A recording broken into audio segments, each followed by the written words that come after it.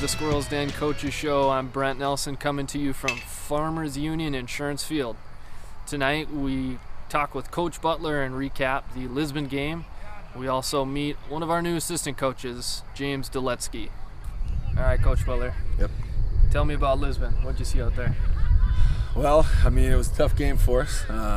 Started out, it was pretty close. Had a few, on the opening drive, we had a chance to get him off the field twice with an interception, and then had him on fourth down. Just couldn't quite convert on those things.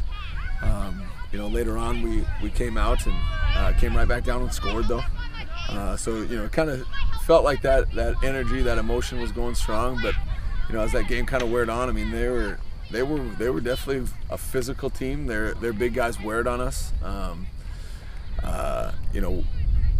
Their safety and quarterback, Jordan Sowers, was unreal. I mean, he rushed for 200 and some odd yards. I think he scored 2 or 3 touchdowns. He knocked down a for sure touchdown, chased down one of our players to save a touchdown. We ended up not scoring. They just had some guys that really make some plays, and I thought our young guys, and really honestly our whole team, just I think we kind of got caught in the lights a little bit opening game. So 42-12 game. Mm-hmm. Usually not a ton of positives, but there must have been something out there that you could take from that. Yeah, I mean, again, I thought our quarterback played pretty well for starting his first game. Brendan had some nice balls. Again, everybody's going to have some pluses and minuses, but threw some good balls. Will obviously, had a pretty big day catching the football.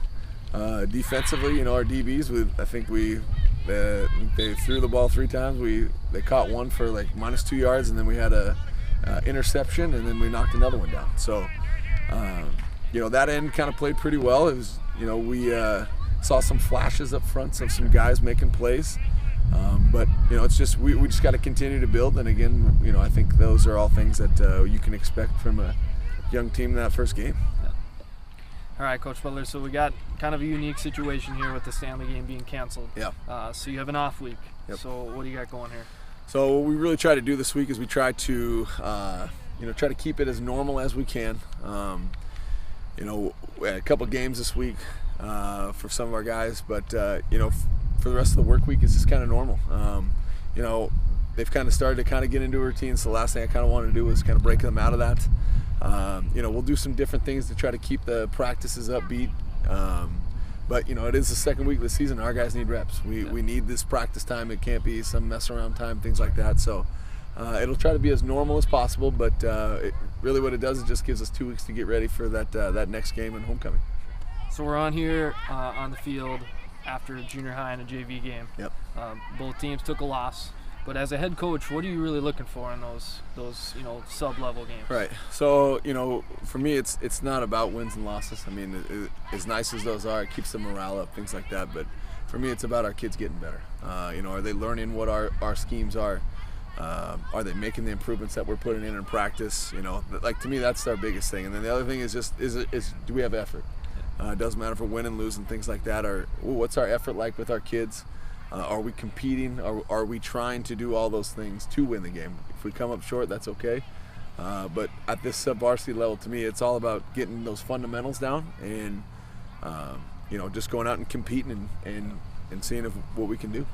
That's one thing I know I struggle with as a coach. You really got to try and get away from the results, and you really got to try and hammer that stuff. And that's hard for the kids to understand that stuff, but that's our job as coaches, just to for sure.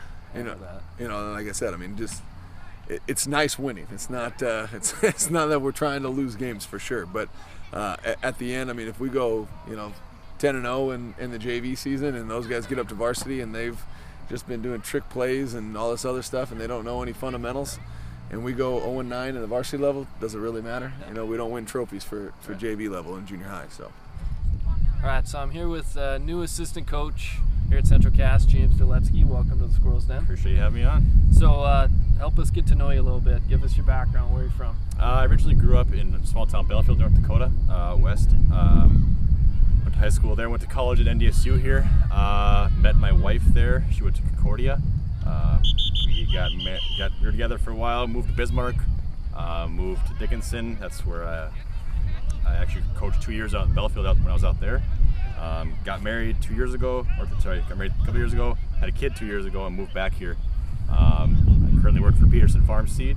I got a 2-year-old daughter, and it's kind of brought me to this point so far.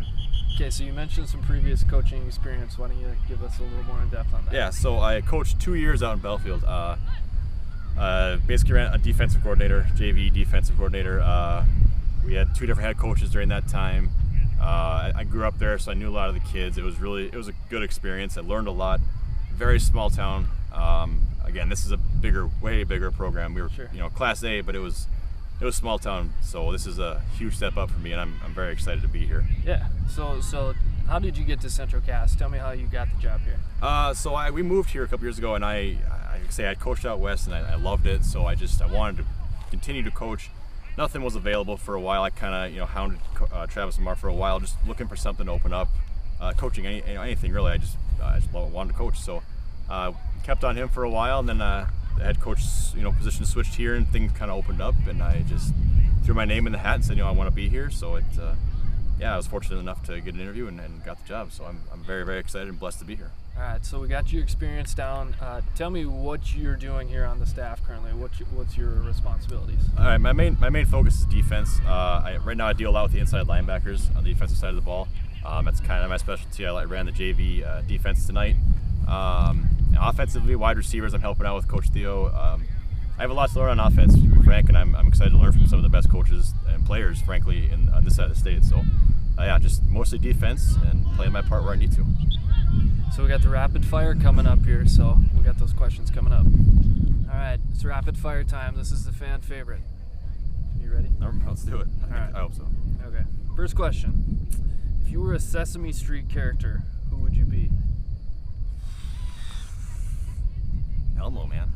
I mean, he's just happy all the time. It's maybe a weird one, but I mean, he's just a happy guy. I try to be that guy in life, but yeah, I'd just say Elmo. There's a lot of casts that are all good, but yeah. Is it because you're wearing red right Maybe now? that's what it is. It's Central Cast has just got me all red and stuff. So Okay. That's cool with that one, yeah. All right, next one up. You're stranded on a desert island with only one thing. What is it? Going like straight survival thing or like anything? Oh man. I'm gonna have to say an axe. I mean, we've all watched Survivor, man. You gotta have some tool. You gotta have something to cut trees down or kill something with. So yeah, an axe. Some weaponry. All right, question 3. Would you rather cuddle with a baby panda or a baby penguin? Oh. Penguins are the best. Penguins are maybe the best creature in the world. Yeah, the penguin, hands down. I mean, I'm picking panda. It's a little furrier, maybe. A little Sure, warmer, but I mean, it's not as penguin, cute as a that's good penguin. for You ever seen a penguin waddle around? How cute they are? Same cuter than a panda. All right, last one. What's the fastest speed you've ever driven a car? Can't get in trouble, can I? No, this hasn't been that fast. Probably 90-something Pontiac. Probably one. The whole thing was just shaking. I should have probably died that night. But yeah, dark on an old highway, way out west, middle of nowhere. Yeah, 140. Makes sense. I've never gone that fast. That was scary. Yeah, that was scary. Well, we appreciate you coming on here, telling us a little more about you, and Appreciate it. we're looking forward to seeing what you can do helping us out this year on the field. So, Appreciate it, Brent. yeah, thank you. Tune in next week as we preview the homecoming matchup with Turtle Mountain, and we'll get to meet another member of the coaching staff. So thanks for watching. For Travis Lamar behind the camera, I'm Brent Nelson. See you next week.